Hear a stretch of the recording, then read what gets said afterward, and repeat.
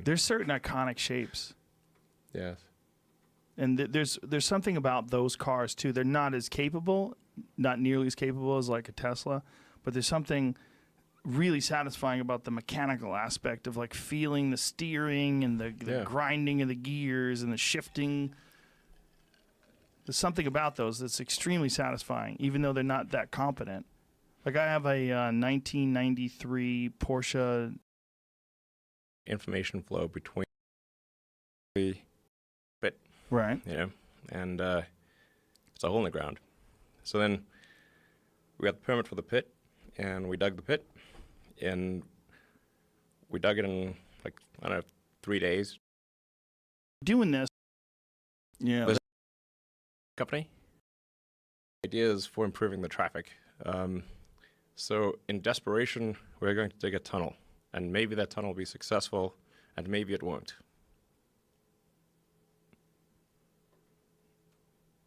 I'm listening. Yeah. I'm not trying to convince you it's going to work. And are the people that or anyone, but you are starting this though. This is actually a project you're starting to implement, right? Yeah. No, we've dug about a mile. It's quite long. It takes a long time to walk it. You scare the shit out of me when you talk about AI. Between you and Sam Harris, I didn't even consider it until I had a podcast with Sam once. Sounds great. He made me shit my pants. Talking about AI, I realized like, oh, well, this is a genie that once it's out of the bottle, you're never getting it back in. That's true. There was a video that you tweeted about one of those Boston Dynamic robots. And you're like, in the future, it'll be moving so fast you can't see it without a strobe light. Yeah. You could probably do that right now.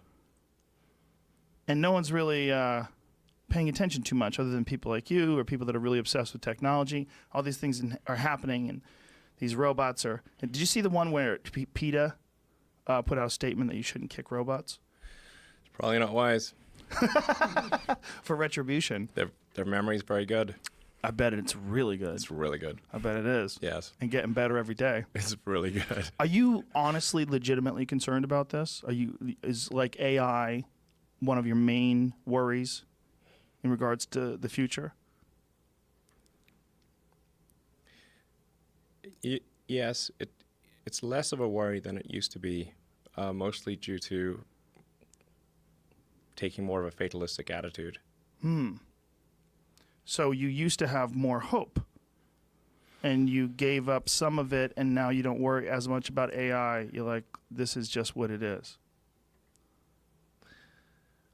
Yeah, pretty much. Yes. Yes. Yes. No. But no, it's not necessarily bad. It's definitely going to be outside of human control. Not necessarily bad, right? Yeah. It's not necessarily bad. It's just outside of human control. Now, the thing that's going to be tricky here is that it's going to be very tempting to use AI as a weapon. It's going to be very tempting. In fact, it will be used as a weapon. So the on-ramp to serious AI, the danger is going to be more humans using it against each other, I think, most likely. That'll be the danger. Yeah. How far do you think we are from something that can make its own mind up, whether or not something's ethically or morally correct, or whether or not it wants to do something, or whether or not it wants to improve itself, or whether or not it wants to protect itself from people or from other AI? How far away are we from something that's really, truly sentient?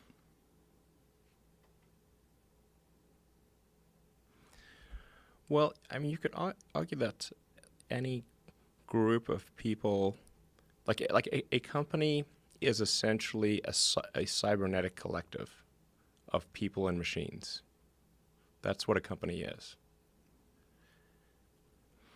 And then there's different levels of complexity in the way these companies are formed. And then there's this sort of like a collective AI in the Google search, where we're all sort of plugged in as like nodes on the network, like leaves on a big tree. and we're all feeding this network with our questions and answers. We're all collectively programming